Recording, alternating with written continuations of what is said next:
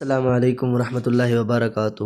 میرے پیارے بھائی اور بہنوں، آج میں آپ کو نماز استخارہ کا طریقہ، وقت اور نتیجے کے بارے میں بتاؤں گا۔ نماز استخارہ کا طریقہ۔ نماز استخارہ کا طریقہ یہ ہے کہ جب آدمی کسی کام کا ارادہ کر لے تو پھر پہلے 2 رکعت نماز نفل پوری توجہ سے پڑھے اور بعد میں استخارہ کی دعا پڑھے۔ استخارہ کا کوئی وقت مقرر نہیں۔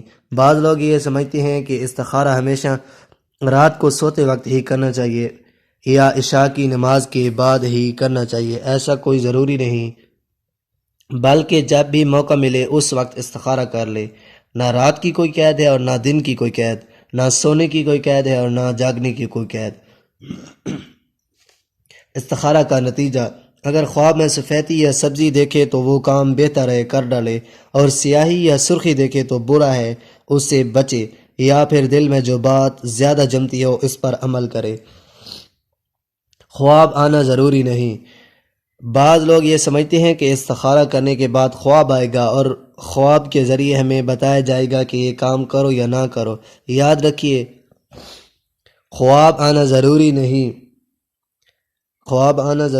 کہ خواب میں کوئی بات ضرور بتائی جائے یا خواب میں کوئی اشارہ ضرور دیا جائے۔ بعض مرتبہ خواب میں آ جاتا ہے اور بعض مرتبہ خواب میں نہیں آتا۔ دوسروں سے استخارہ کرانا۔ اسی طرح دوسروں سے استخارہ کرانا ثابت نہیں۔ دوسروں سے مشورہ لینا سنت ہے۔ حدیث پاک ہے، جو مشورے سے کام کرتا ہے وہ نادم نہیں ہوتا، اور جو استخارہ کر کے کام کرتا ہے وہ نامراد نہیں ہوتا۔ جلدی میں استخارہ کیسے کریں؟